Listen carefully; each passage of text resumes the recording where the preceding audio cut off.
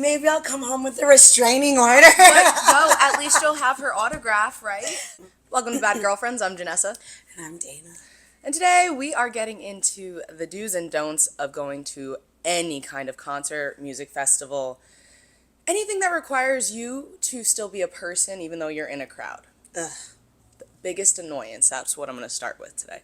People that record the entire concert on their phone the whole time. It's so annoying. Also, yeah, you're never going to watch it again. Thank Why don't you. you just enjoy the concert that's why you bought the ticket. In the moment. Yeah. You wanted to watch it on your phone, download it on YouTube.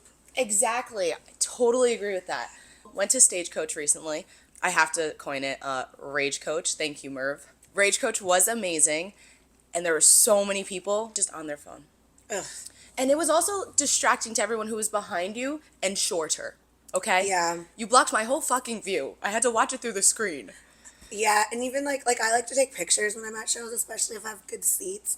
And half my pictures are of the stage and then right below people's phones. Yeah. I just don't understand it too. Like you paid hundreds and hundreds of dollars to see one of your favorite artists and you're gonna watch it through your phone. And like Dana said, you will never ever, I would bet $1 million, you pull it up maybe one more time in your life. But you will never watch it in its entirety. No. You'll never, No. yeah. You won't even remember the moment you liked the most. Just won't happen. I think because I've been to a few concerts too the last couple weeks. This is Dana's summer tour. It is my summer tour. She's been all over the place and back. I have. I went to Kendrick. I went to his first show in Minneapolis. And then I went to Fish when they were here at the Bowl. And then last weekend, or 2 weekends ago, I went to Limp Bizkit and Metallica in Nashville. That is such a crazy, but it's very eclectic of you when it comes to your music taste. Yeah. And I liked them all. I guess Kendrick was probably my favorite. But it Fair. was really cool to see Limp Bizkit and Metallica. But like Limp Bizkit too, because they don't tour anymore at all. And Yes, good point. and like I grew up with them. I was like a kid when I was like Growing up with them. You're really aging yourself here. I know. They were on the very first Now CD, and like I'll never. No, yeah, not the Now CD. the first one. That's iconic. It's iconic. That I was that's how old I am. No, it's just iconic that you got to experience for the first time the way it was supposed to be. Yeah, now that's what I call music. Let's be honest. I remember it sucking after a while. So like to have the very first one must have actually been good. I did have the very first. What was that like? It was great. Yeah, but like the Kendrick concert, like he's so purposeful in all of his like the way he set up his stage and the way that like they danced down to the clothes that they were wearing to like the background. Like he was trying to tell a story and like to have a message. And if you were watching it through your phone, I think you missed what he was trying to like say. I can relate when we saw Jelly Roll. He was just someone who was like, I feel like music can heal. He was preaching a little bit. But I didn't mind it because you could tell how into it was. And like if you were on your phone, I don't think you really felt that same connection of what he was trying to get across. Yeah, so 1,000%. And I'm not saying don't take any videos or photos. Just not the whole thing. No, my rule is do it for your second favorite song. You want to record one thing, do your second favorite song for like 30 seconds. That's all you need. That way when your first favorite one comes on, you can enjoy it right there in the moment. It's way better. It was. Way better. SZA and Kendrick have a lot of good songs together. So it was like live that moment. And I lived it. I loved it. Also, you have to tell them about what happened when you were running past someone. Oh my God. So I'm in Nashville for the Metallica concert, and my buddy and I walked to the stadium because he lived close, and we were just like lollygagging, like not like we weren't like we just lost track of time. We thought you weren't gonna stress yourself out. Yeah, we weren't gonna like run there. Yes. And so we are walking. I get a T-shirt. All of a sudden, we hear Limp Bizkit go on, and we're like, "Oh shit!" Like we lollygagged too hard. Like we gotta go. We're too relaxed. Yeah, so we go and we're like scanning our tickets, and they're not scanning. Like, and the lady's like, "Oh, you're at the wrong gate. This is gate 9. You need to go to gate 7. So we had to go like all the way around the stadium. We could hear them performing, but we were still on the outside, so we're just like, we're running, and all of a sudden there's this girl and her boyfriend like on the phone, there's nobody else around. It's just me. It's just Dana. Me and Frank, and this girl and her boyfriend, and I stopped What a small world it is. dead in my tracks, dead as in my tracks, and I go, oh my god, Katie Maloney, and I'm like fangirling like so hard. He realizes I'm not behind him anymore, and he just like turns, and he goes, do you know her? And I'm like, and I'm over here like, no, I'm a fan. And he's like, are you gonna say hi? And I'm like, she's busy. And we just keep running. Oh my god, that was so embarrassing because I was like, when he asked me if I knew her too, like in my head, I was like processing like the fact that I actually don't know her. Like you do know her, but like you I don't. But here's the worst part about this, you guys. I didn't realize that. No, and then this comes full circle too, because so we're doing the music tour of Dana this summer. Yes. And in June, I'm going to Red Rocks to see Pierce the Veil, and the opening band for Pierce the Veil is Sleeping with Sirens, who is Katie Maloney's boyfriend's band. Okay. So now I'm like, maybe I'll come home with a restraining order. No, at least you'll have her autograph, right? I was like, Katie, if you see that, this. It was just so funny. Katie, if ever meet you, you're going to know exactly. Because there was no one else around. No, there but was it'll be a good memory. Nobody to like. That's what my friend Frank said too. He goes, the best part about it is she's gonna know exactly when and where you were talking about because there was so random. And there was like no other humans around, like because I mean the concert had technically started, you know, like there was nobody to like see what I saw. So far, who has been your most favorite to see live? Is it still Kendrick, or like who was your personally like I would be friends with them kind of vibe? Maybe Metallica.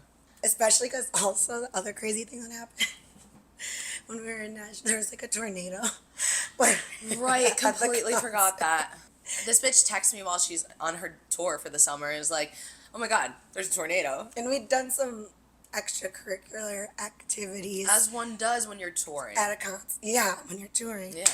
And I was like, oh my god, of course there's a tornado, and we're like supposed to evacuate to the tunnel, and I like look at these people next to me that I made friends with, and I was like, should we go? I'm like, no, I mean at this point, if it's coming, we're gonna die. Mm-hmm. And they're like, oh. I go, so relaxed. Do you want to smoke a cigarette? And they're like, so we stood outside the tunnel and smoked cigarettes till it was clear. Think about it. If it was the end of the world and we were dying, what's the last thing you would want to do? Smoke a cigarette, absolutely. I'd want to relax. I'd want to be relaxed. I would be like, let's get drunk and like I let's said, have I was fun. like a little high, so it was probably a little bit too relaxed. We could spend the last like hour of our life stressing, or you could be just zen. Yeah. You know? And it was funny too, because like Frank and I got separated too. So he was like texting me like, "How's it going down there?" And oh I'm my like, god. Good. I'm with those people. How's it going up there? He's like, good. I'm by myself. Okay. If it's the end of the world, you get to choose how you want to go out. We just said, I love you. Aww. It was fun. It was fun. I think also because like my seats for we had floor tickets. Like we were right outside the snake pit. So I think that also like enhanced my experience. And Fish was at the bowl, and the bowl's the bowl, you know. Like, no, yes. So like it was whatever. I will agree because when we were at Ragecoach, we purposely, I don't care if I get judged for this, we left Luke Combs because good songs, but I don't care. Yeah. So we left early, me and my friend, and we went to where the Backstreet Boys were gonna be instead. When I tell you, it was such a fucking vibe. Because you got close. Yes. Yeah. It was the first time I've ever seen the Backstreet Boys. It was amazing, and I was so happy. I told you. Oh my god. To this day, my best concert, hands down, I've ever been to was the Nelly Florida Georgia Line Backstreet Boys concert tour that they did a few years back. And when she told me she was going to see Backstreet Boys and Nelly, I was like, you are going to die. Backstreet Boys was amazing. I bet Nelly was amazing too. Nelly was amazing, but I just have to say, Nelly fucking loves Nelly. Like, I didn't know someone could love themselves so much but still be so likable. Oh! It's okay, I do like myself. Okay, if you don't like yourself, who else is gonna like you, right? Exactly. I can hate myself, but like enough of you guys do that anyway. You don't love your. Isn't that RuPaul? You don't love yourself. How the hell are you gonna love someone else? Yeah. Nelly loves Nelly. Nelly does love Nelly though because What songs did he play? What songs did the Backstreet Boys play? Backstreet Boys. Oh my god, they did everything. Did they do the call? They did the call. That's their favorite. My favorite. It's my karaoke song. It's just my favorite Backstreet Boys song. But no, Nelly was. So what the biggest thing with Nelly is he stopped the music when he came out first. So many times he'd be like, if you've been riding with Nelly, if you fucks with Nelly, if you've ridden with Nelly for 25 years, we're like, why are you speaking in third person, Nelly? Did he play Hot in Here? He didn't end with it. No, yes, I think he did. I don't know, man. Nelly was Nelly. I was gonna say I enjoyed it. When I went to his concert, I forgot how many hits he had that I didn't even realize he didn't play Hot in Here until he came back on stage for his encore. Yeah. And then all of a sudden you just hear Hot and then he that's what he did for his encore. And I'm like, I didn't even realize he didn't play the song. Like, that's how many hits that he's had. That happened when T-Pain came out. Oh yeah. Who brought out Kesha? I love Kesha. We love Kesha. She's awesome. She's also on my list that I need to She randomly, weirdly run into. We need to meet you, Kesha. We always just missed you. We're gonna meet you, and one day you will be on this podcast. And I hope that it's not up in the wild like when I saw Katie Maloney. She was great. T-Pain. Why was he so fucking fun to watch? And he's one of the people I was like, I didn't realize how many hits he's created throughout the years. He's hilarious. He's been on some like Watch What Happens Live and stuff, and he's actually really funny too. Dude. He said that he would never tour with Lil Wayne again. Oh my god. Because Lil Wayne is too rich. He's like, nah, man, not all of us got Lil Wayne money. But it's like funny to hear like T-Pain say that. And I'm like, you're like, aren't you nah, doing man, well? not all of us have T-Pain money. Yeah, literally. I wish I did. At one point, he did the whole spin thing that's on TikTok. I loved it. I loved every moment of it. I love that. I just didn't expect T-Pain, and Creed was really good. You would have enjoyed Creed. I like Creed. Yeah, I didn't know that I knew so many other songs. Yeah. Any other do's and don'ts when it comes to like your musical touring? I always buy merch. Like I do, just like I'm a merch and a t-shirt girl. I really am a t-shirt girly. Like I made my friend Megan we were early to Kendrick because I didn't want to, I wanted to get a t-shirt. I totally agree. That's the way to do it. Kendrick's merch was cool. It is cool. I love the t-shirts that I have, but they're going to sell those at every concert of this tour. So it wasn't anything iconic. No, the Nashville Metallica t-shirts said Nashville, Tennessee 2025. Like, I was there, you know? Like, I gave in and I got a Backstreet Boys shirt because it said "Want It." It had the, like, Stagecoach of the Year, and it looked really cool, and I'm like, I was also fucking freezing. One time you go to Palm Springs, it was freezing, was it night? Dude, it was so cold. Like, cold. that desert cold. Wow, take a shot every time I've said dude this whole episode. I say dude all the time. I don't know. I really need to stop telling people to calm down. Like, I really... It was just so funny. Yeah, really. I just don't they know we're in the middle of something? Calm down. Speaking of calming down, though, we had went to meet up with friends. You're gonna say where we went? Oh, we're gonna call up I'll bleep it out. Okay. So like we get there.